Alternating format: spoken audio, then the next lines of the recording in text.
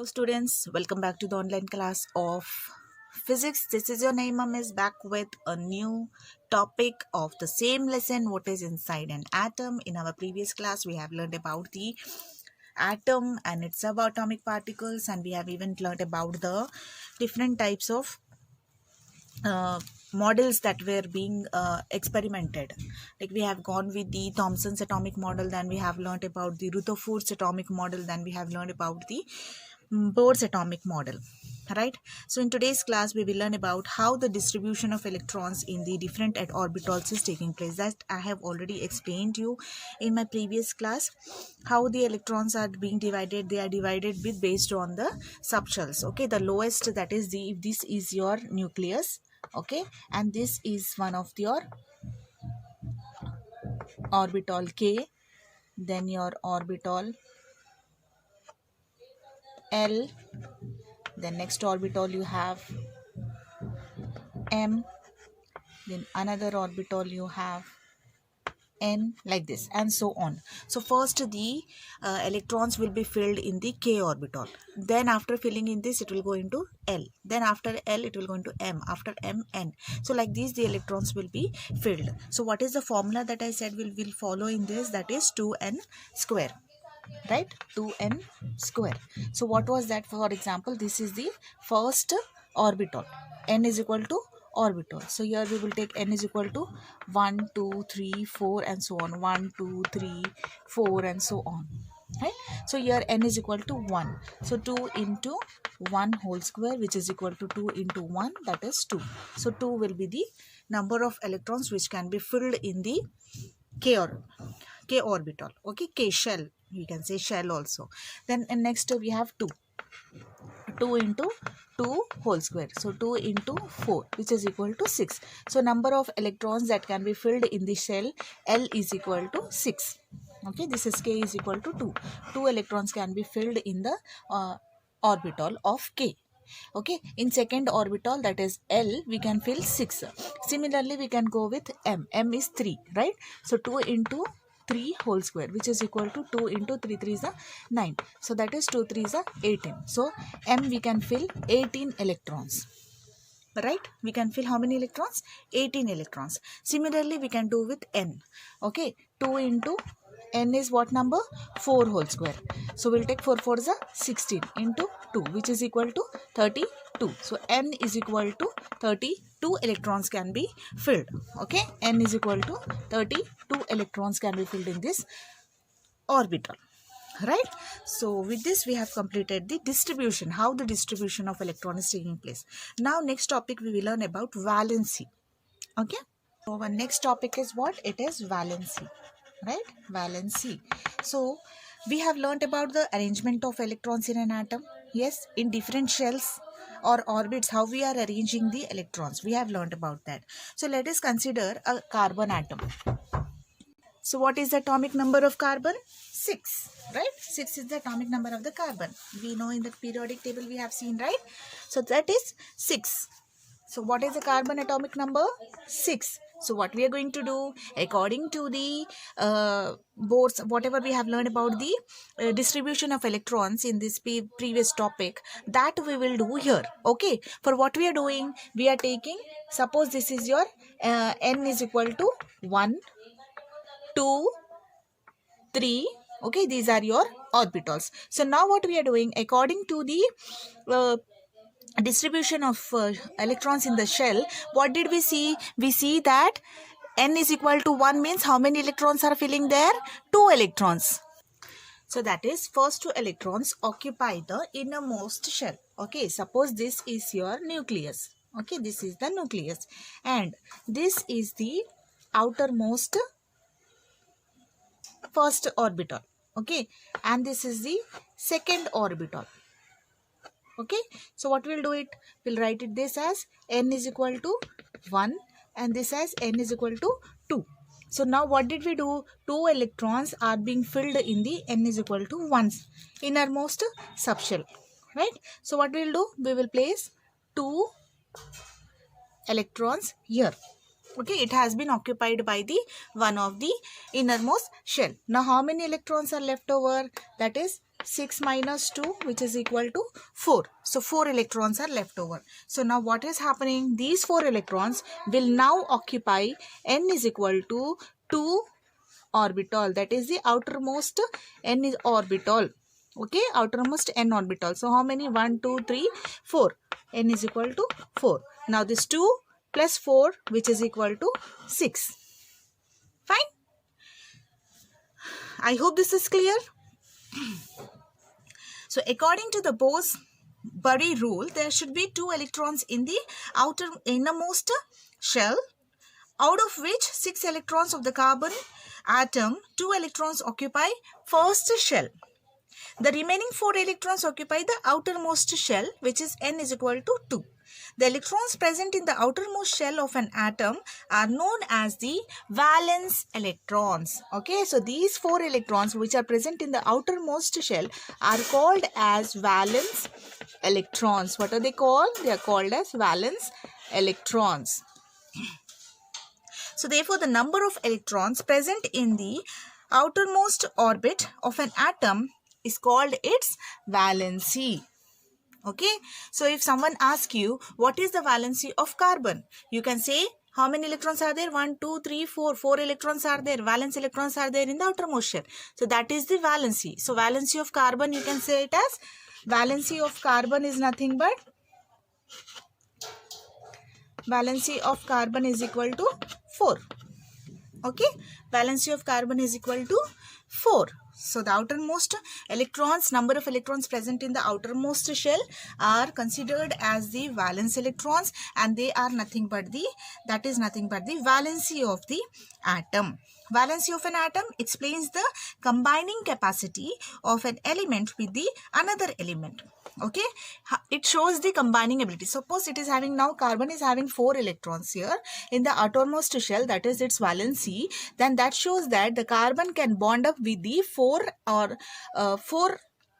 atoms, 4 other atoms. For example, if we take carbon, suppose this is the carbon and it is having how many electrons? It is having 1, 2, 3, 4 electrons. That is, its valency is 4.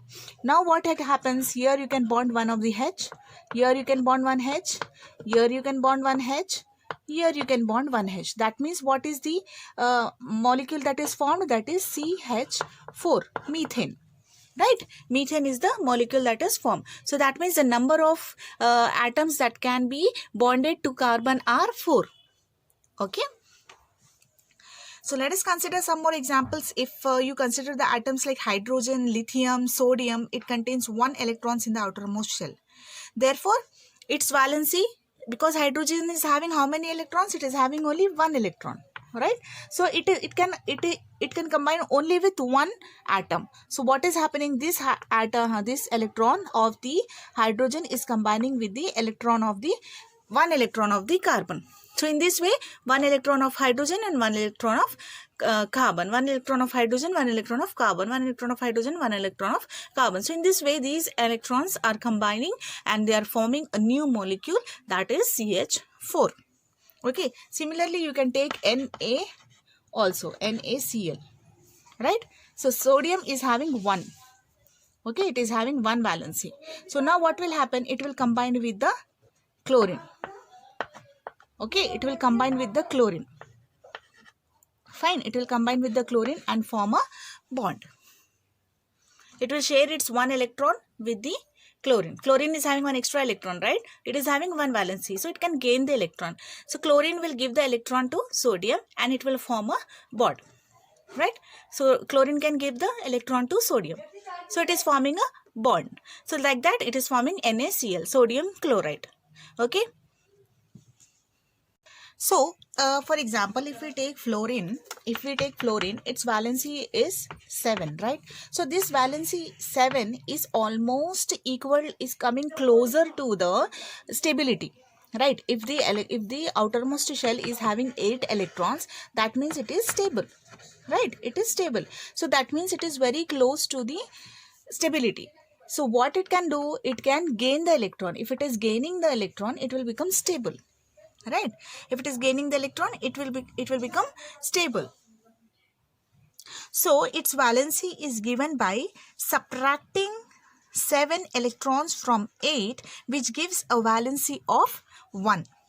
Okay, which gives a valency of 1.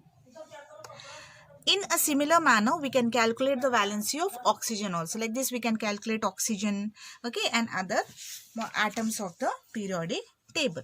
So, what is the importance of this valency? We will learn now. So, there is a table given in your textbooks, that is page number 162. Name of the elements, their symbols, their atomic number, number of protons, number of neutrons, number of electrons, distribution of electrons in the shells, okay, orbitals, and their valency. This thing is written. So I request you all to revise it. It is very important. You may write it as an homework also. It's very important, children. You have to go through it. Okay. Next, coming to what is the importance of valency? Okay, let us see the distribution in helium. Okay, in helium. Now, what is the valence? What is the atomic number of helium? It is 2, right? So, then we can say that the outermost shell of the helium is having 2 electrons, right? It is having 2 electrons. It is having 2 electrons here. Fine. This is the nucleus and the 2 electrons which is present in the helium. So the outermost orbital of helium is having 2 electrons, right? So similarly, neon and argon have 8 electrons in their outermost shell. Okay. If you take neon and argon, you will see that they are having, this is the nucleus, and if you see the outermost shell, you will see that they are having 8 electrons. 2, 3, 4, 5, 6, 7, 8. Okay, they are having 8 electrons in their outermost shell. If you take neon, 10, right? So they will have 8 electrons. Argon, you will have 18. So it is having 8 electrons in the neon. 10 is atomic number, argon is 18 atomic number. So they'll have 8 electrons in their outermost shell. All these gases, like all the noble gases, they have the outermost valency as 8 only. Okay, they are stable. They have 8 as their outermost valency. So all these gases are very stable and have low reactivity. Scientists studying this distribution of electrons in different shells concluded that special arrangements of electrons in helium, neon and argon make them stable or unreactive. Okay, so this helium and argon and neon, as I said, they are stable. They cannot react. Okay, if they are reacting, that means they have to either lose their electrons.